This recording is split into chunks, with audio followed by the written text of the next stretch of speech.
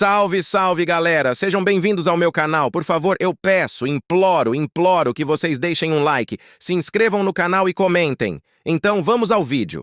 Desviar. Então, flechas o perfuraram instantaneamente, derrubando-o no chão enquanto Pierre estava em choque ao ver que Marnac morreu por causa dele, agora deitado no frio chão. Novamente, ele vê que os bandidos foram responsáveis por esse ataque surpresa e, de repente, sua mãe interagiu com ele, aconselhando-o a fingir de morto e coletar sua divindade quando ele tiver a chance, o que ele sabe que seria a coisa mais fácil para ele fazer. No entanto, ele não foi criado para ser um covarde. E, em primeiro lugar, ele faz as coisas da maneira mais difícil.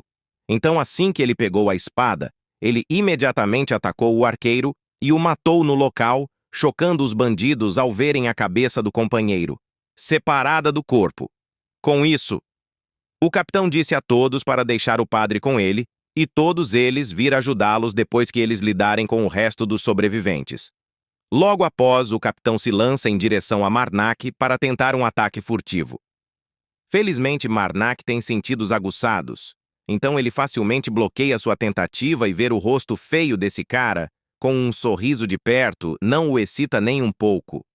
Então ele balançou sua espada para derrubar seu oponente rosto feio longe dele. Agora que ele está a alguns metros de distância dele, ele pede à sua mãe para classificar esse filho da mãe.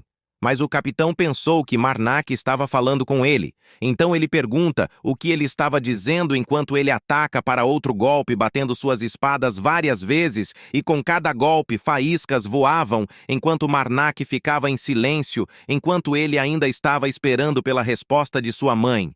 Então a mão seca estendeu 2 dedos e, meio surpreendendo Marnac, enquanto ele não esperava que um mero bandido estivesse no mesmo nível que o ranger, que deslizou sua garganta.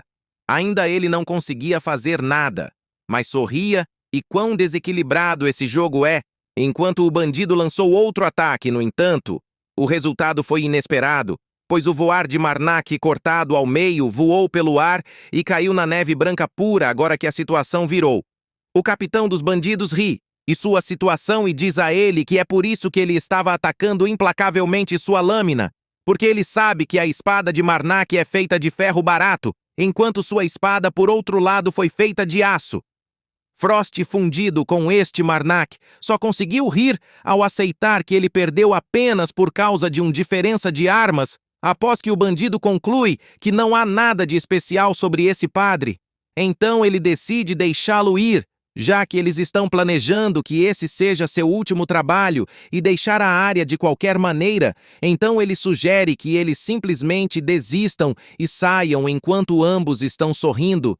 E para ser honesto consigo mesmo, se aquele padre fugiu sem olhar para trás, o capitão dos bandidos não estava confiante. Ele poderia alcançá-lo, mas ele não o fez.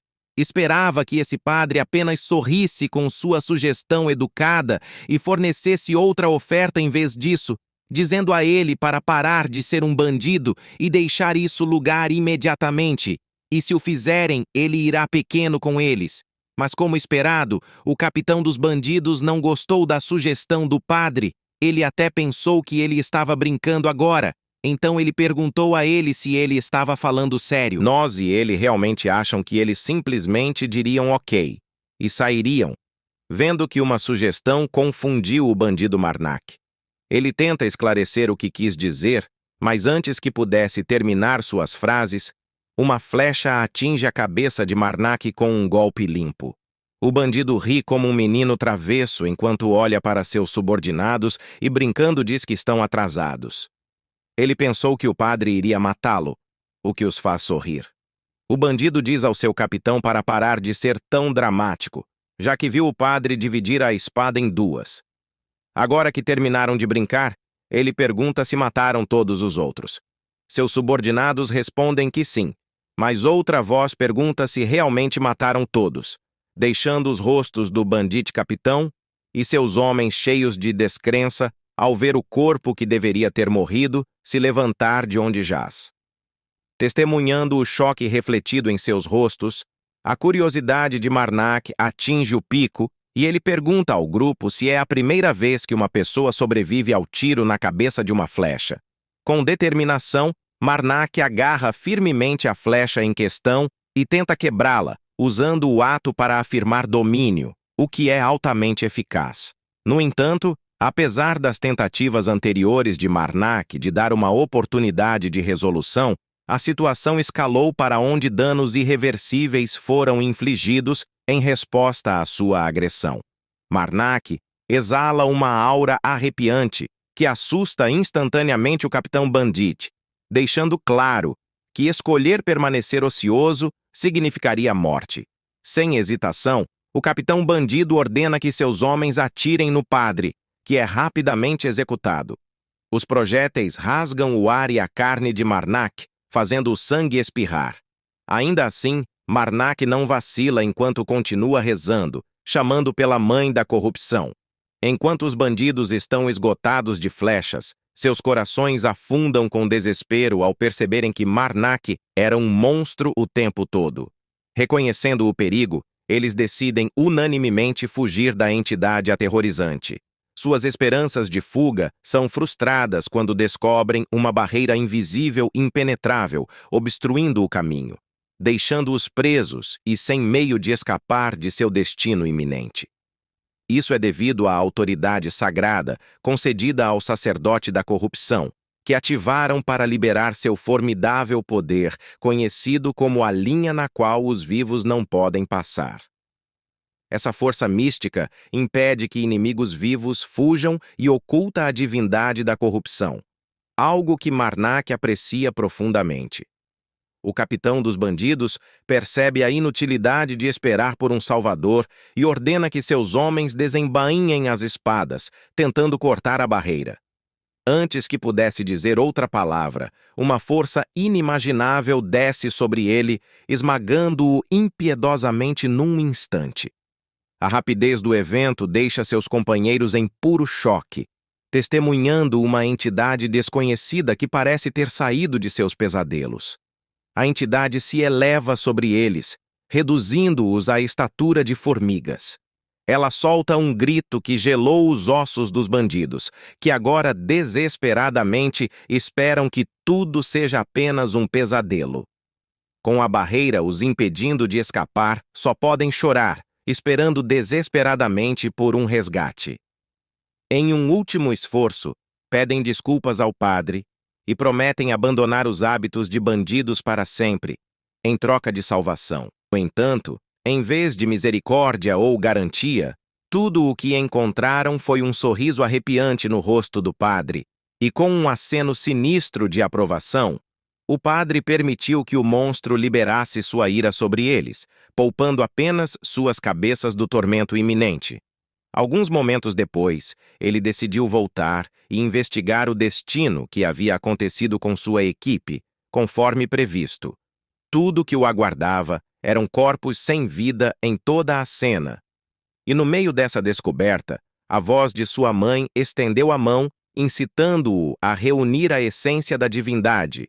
No entanto, ele recusou, não porque ele era bondoso, mas porque se ele coletasse divindade de seus corpos desapareceriam, e se ele fizesse isso, os membros da guilda que viessem aqui para investigar certamente pensariam que algo está acontecendo.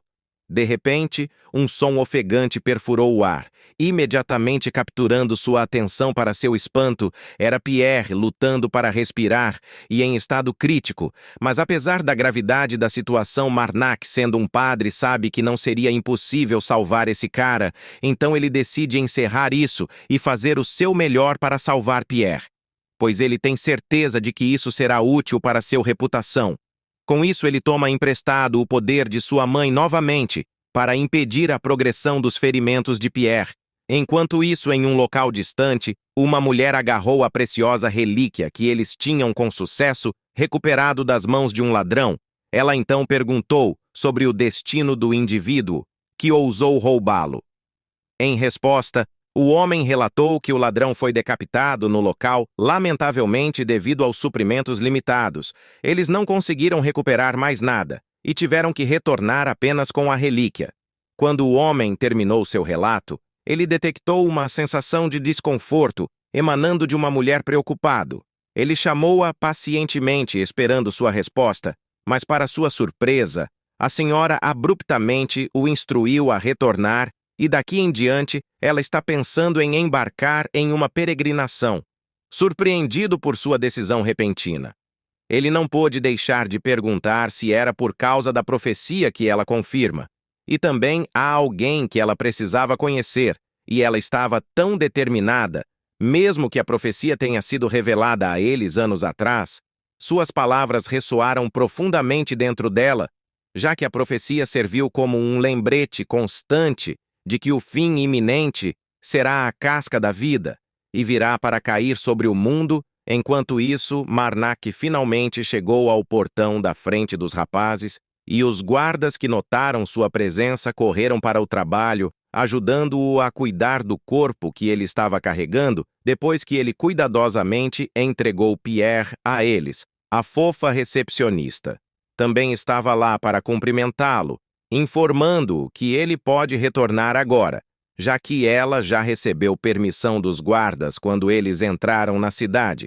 A recepcionista ruiva expressou sua surpresa, admitindo que, com base somente na aparência de Marnak, ela teria nunca imaginado que ele possuía tanta força, o que fez Marnak corar em resposta às suas palavras gentis quando ele sentiu de validação a recepcionista.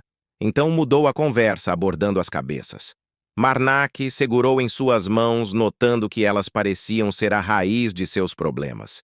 Então, ao invés de carregá-las por aí, ela acha que seria melhor se sua guilda as segurasse por enquanto.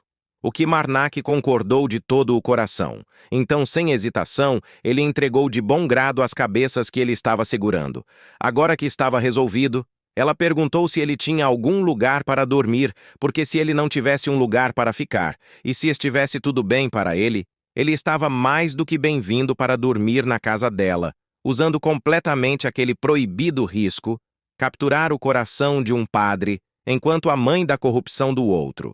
Por outro lado, não ficou muito feliz em ver tal demonstração de maldade, pois ela estava pensando em assassinar essa garota na hora. Se você assistiu até aqui e ainda não deixou like ou não se inscreveu no canal, por favor, eu peço que deixe um like e se inscreva para me motivar a lançar mais vídeos diariamente.